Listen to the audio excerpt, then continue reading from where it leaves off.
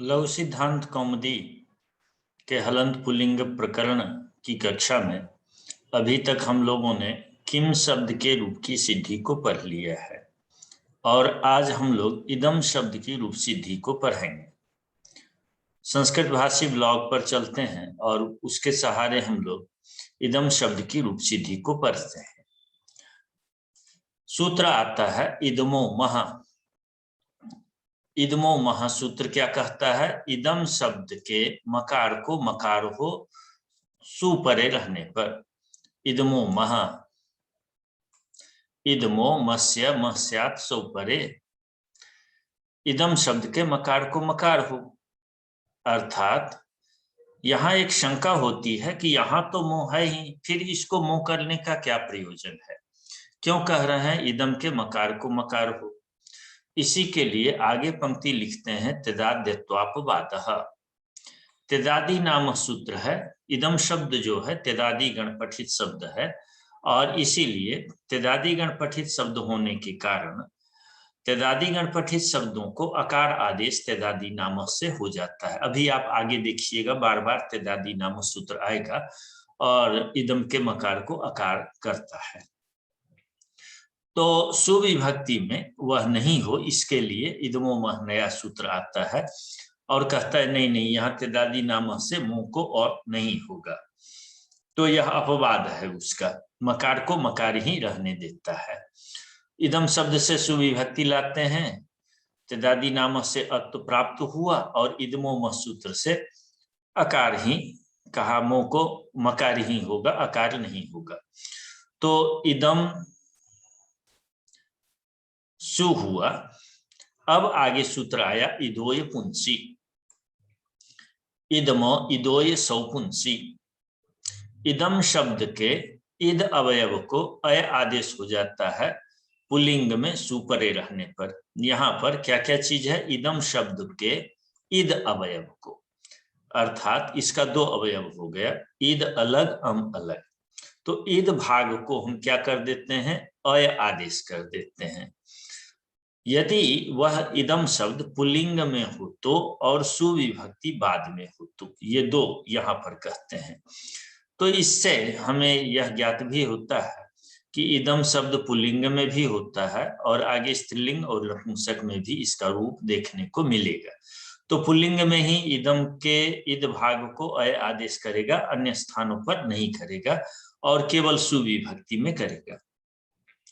तो इदम शब्द है, सुविभक्ति लाते हैं, इदोय पुंसी सूत्र से इद भाग को अय आदेश कर दिया, अय अम हो गया, परस्पर वर्ण संयोग कर दीजिएगा तो अयम हो जाएगा।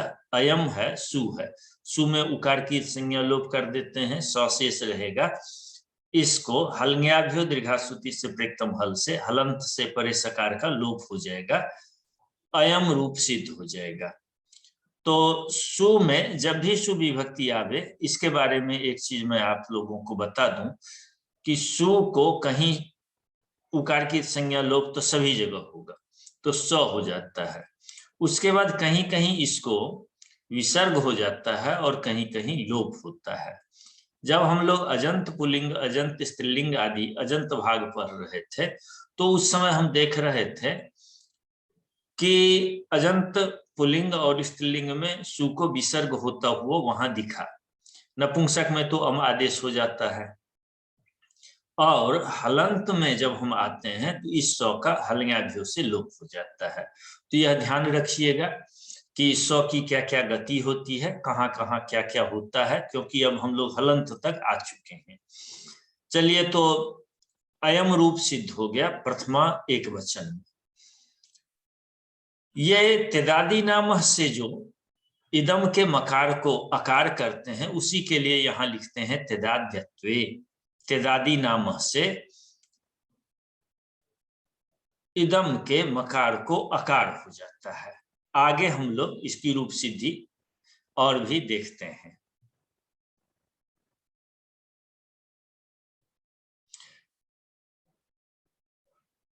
तेदाद्यत्वे अर्थात अविभक्ति में हम लोग इसकी रूप सिद्धि को देखेंगे कि तेदादी नाम से किस प्रकार से वहां पर इदम के मकार को अकार आदेश होता है। तो सूत्र आया अतो गुणे। अतो गुणे सूत्र कहता है अपदांता दतो गुणे पररूप में का देश स्यात्। अपदांत अर्थ से, अपदांत माने पदांत भिन्न, पद के अंत में जो नहीं हो, ऐसे ह्रस्व आकार से गुण परे रहने पर पररूप एकादेश हो जाए। इस संस्कृत भाषी ब्लॉग में मैंने विशेष नाम से एक अलग से बना दिया है, ताकि आप लोगों को यदि कुछ ऐसी जानकारी जो यहाँ मूल में नहीं कहे, क्योंकि छोटे बच्चे हैं, मैं छोटे बच्चों को दृष्टि में रख करके इसको बना रहा हूँ, तो ऐसी स्थिति में विशेष वो न भी पढ़े और अधिक जिज्ञासा हो तो पढ़ ले, इसके लिए मैंने यहाँ विशेष बनाया है। जैसे कि कहते हैं गुण परे रहते। अब गुण किसको कहते हैं? शुरू में आप लोगों ने पढ़ा होगा अतेंग गुण, अत एंग च गुण संज्ञा स्यात्। अत और एंग की गुण संज्ञा होती है। अत में तपर ग्रहण है, तपरस्तत् कालस्य से उसी काल की संज्ञा होगी, माने ह्रस्व आकार की संज्ञा होगी। तो ह्रस्व अ को गुण कहते हैं, ए को गुण कहा जाता है और ओ को, इन तीनों की गुण संज्ञा हो। अर्थात जब ह्रस्व आकार के बाद अकार, एकार या उकार हो तो पररूप एकादेश हो जाए, ये अतो गुणे करता है। अब देखिए, ह्रस्व आकार के बाद यदि गुण आकार होगा तो वहां अका सवर्णी दीर्घ प्राप्त हो जाएगा, और यदि एकार या ओकार होगा तो वहां वृद्धि रेची की प्राप्ति हो जाएगी। इन दोनों अका सवर्णी दीर्घ और वृद्धि रेची, इन दोनों सूत्रों का यह अपवाद है। कौन सूत्र? अतो गुणे। अतो गुणे यह सूत्र हमेशा याद रखिएगा, किसी अंश में यह अका सवर्णी दीर्घ को बांधेगा और किसी अंश में यह वृद्धि रेची को बांधेगा। तो इस दोनों का यह अपवाद है। अब आगे चलते हैं। अभी हम लोग अविभक्ति में दकार को, इदम के मकार को आकार कर चुके हैं तिदादी नाम से, इद औ ये बना चुके हैं, और अतो गुणे से हम यहाँ पर क्या कर देते हैं? पररूप कर देते हैं। अ और अ मिल करके यह क्या हो जाएगा? अ बन जाएगा, तो हो जाएगा इद औ। अब आगे सूत्र आया दश्च। दश्च सूत्र कहता है इदमो दस्य मह स्याद् विभक्तौ।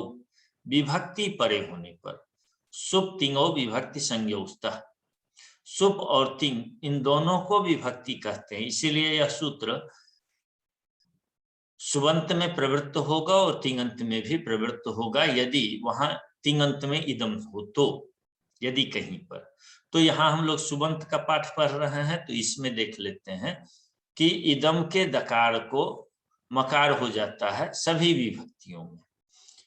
तो अभी तक हम लोग इदम शब्द से अविभक्ति लाए, तिदादी नाम से आकार किया, अतो गुणे से पररूप करके इद औ ये बना चुके थे, और यहाँ पर दश्च सूत्र से इद के दकार के स्थान में मकार आदेश कर दिया, तो रूप बन गया इमो, और आगे है अविभक्ति, इमो औ हो गया। इमो घटक आकार और औ घटक औकार, इन दोनों के बीच में वृद्धि रेची से वृद्धि प्राप्त है। इसे प्रथमयो पूर्व सवर्ण बाध लेता है। कहता है प्रथमा द्वितीय संबंधी विभक्ति बाद में हो तो पूर्व सवर्ण दीर्घ हो जाए। तो यहाँ पर द्वितीय विभक्ति है,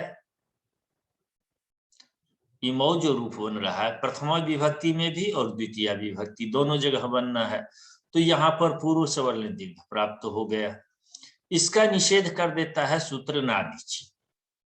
जब नादीची निषेध कर दिया तो फिर वृद्धि रेची से यहाँ पर अ और औ के बीच में वृद्धि करके इमौ रूप बना लेते हैं। ठीक उसी प्रकार जैसे राम औ में होता है कि वहां पर वृद्धि एक बार प्राप्त होती वृद्धि रेची से, उसको प्रथमयो पूर्व सवर्ण सूत्र आता है, बाध ले उसकी प्राप्ति होती है, और उसको फिर नादीची जब निषेध कर देता है तो वृद्धि रेची आकर के वृद्धि कर देता है। ठीक वैसे ही है, इसको आवृत्ति के लिए मैंने यहाँ लिख दिया है। तो इस इमौ रूप सिद्धि में हम लोगों ने तिदादी नाम पहले ही पढ़ चुके थे, और इस प्रसंग में पहली बार आया है तिदादी नाम सूत्र, उसके बाद अतो गुणे सूत्र आया, और दश्च सूत्र आया जो कि द को मुंह कर देता है, तो इमौ रूप बन गया। अब इसके बाद हम लोग चलेंगे आगे इमे रूप बनाने के लिए। इदम शब्द है, प्रथमा बहुवचन में जस विभक्ति लाते हैं, इदम जस हो जाता है। इदम जस हो गया। अब वही प्रक्रिया आप कीजिए, बार बार वही प्रक्रिया होगी, इसीलिए 2 सूत्र आप पूरी तरह से याद कर लीजिए। एक तेदादी नामः और एक अतो गुणे। ये दोनों सूत्र याद कर लेंगे तो बहुत सुविधा हो जाएगी। इदम जस हुआ, तेदादी नाम सूत्र से मकार को अकार हो गया, तो इदो अजस हो गया। अब यहाँ अतो गुणे से पररूप कर दिया, इदो जस हो गया। 10च सूत्र से दकार को मकार कर दिया, तो इमो जस हो गया। यहां तक आप जानते हैं। अब इमो यह अदंत सर्वनाम है, अतः इससे परे जैसा सी सूत्र आया, यह कहता है जस को सी आदेश हो जाए, तो सी आदेश हो गया। सी में शकार का लसोकतधित से संज्ञा लोप कर देते हैं, इमो ई बन जाता है। अब यहाँ आदगुण से गुण कर देते हैं अकार और इकार के बीच में, तो गुण हो करके ए हो जाएगा, और ई का गुण क्या होगा, ए होगा, रूप बन जाएगा इमे। तो प्रथमा विभक्ति में सु और जस में हम लोगों ने बनाया अयम, इमौ, इमे। इसी प्रकार अब द्वितीय विभक्ति में रूप बनाते हैं इमम। ये ग्रंथकार लिखते हैं तेदादेह संबोधनम नास्ति इति उत्सर्गः। तेदादियों का संबोधन नहीं होता है, तेदादी गण पठित जो शब्द होते हैं उसका संबोधन नहीं होता है, यह साधारण नियम है, उत्सर्ग है अर्थात साधारण नियम है।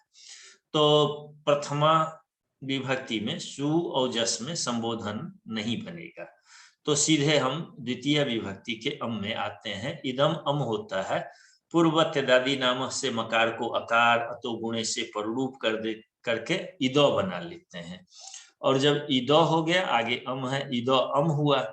अब दकार को 10च सूत्र से मकार कर देंगे, इमो हो जाएगा, अम हो जाएगा, अमी पूर्व से पूर्व रूप कर लीजिएगा, इमोम बन जाएगा। यहाँ पर मैंने अमी पूर्व नहीं लिखा है, आप लोग समझ लीजिएगा। इसके बाद फिर इमो, जैसा कि आपने प्रथमा एक वचन द्विवचन में बनाया था, वैसे ही द्वितीय द्विवचन में भी अविभक्ति में अम औट सस, तो औट विभक्ति में भी इमो रूप बना लीजिएगा। अब शस विभक्ति द्वितीय बहुवचन में बनाते हैं ईमान। इदम शब्द है, शस विभक्ति लाते हैं, यह सभी जगह होगा। तेदादी नाम से मकार को अकार आदेश और इदो अ शस हुआ। ऐसी स्थिति में अतो गुणे से ह्रस्व आकार के बाद गुण संज्ञक आकार पर में है, तो पररूप एकादेश हो गया, तो इदो शस हुआ। अब 10च सूत्र से दकार को मकार आदेश हो गया, इमो अस हुआ। तस्मात् छसो नपुंसी से सकार को नकार आदेश कर दिया। यदि आपने रामान रूप सिद्ध किया है तो इसको करना आगे आसान है। तो इदो अन्न बने, इमो अन्न बना। अब प्रथमयो पूर्व सवर्ण से पूर्व सवर्ण दीर्घ हो जाता है, तो इमो अन्न को पूर्व सवर्ण दीर्घ होगा अकार और अन के अकार के बीच में, तो रूप बन जाएगा ईमान। तो हो गया प्रथमा और द्वितीय, ये 2 विभक्ति हम लोग देख लिए हैं। अब तृतीय विभक्ति की रूप सिद्धि करते हैं। सूत्र आता है अनाप्य का। अनाप्य का सूत्र कहता है अककारस्य दम इदो अनापि विभक्तौ। अनाप्य का सूत्र क्या कहता है, अककारक ककार रहित। अककारक का क्या अर्थ होगा, ककार रहित। जो इदम शब्द के इद भाग के स्थान में अन आदेश हो जाता है। अब यहां ठीक से समझिए इस चीज को। इदम शब्द है, टा विभक्ति जब लाते हैं तो इदम टा हुआ, और यहां पर इदम के मकार को अत हो गया तेदादी नाम से, अतो गुणे से पररूप, तो क्या बनेगा, इदो, ये रूप रहेगा। इस इद भाग के स्थान में अन आदेश हो जाता है आप विभक्ति परे होने पर। ये इद भाग के स्थान में होना चाहिए, मैंने इद लिख दिया है, इद भाग के स्थान में अन आदेश हो जाता है।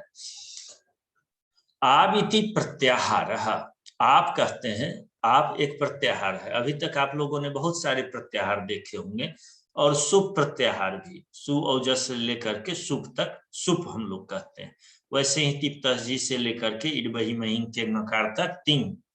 तो यहाँ पर भी एक प्रत्याहार है। आप टा में आ शेष रहता है और सुप के प तक जाता है यह, अर्थात तृतीया से सप्तमी विभक्ति तक जितने विभक्ति हैं उनको हम क्या कहते हैं, आप कहते हैं। तो जहां पर आप शब्द आवे उसको आप लोग समझ जाइएगा, टा से लेकर के सुप तक सभी विभक्तियों का निर्देश है। आंग इति टा संज्ञा, तो इसमें इद भाग को अन आदेश हो जाएगा।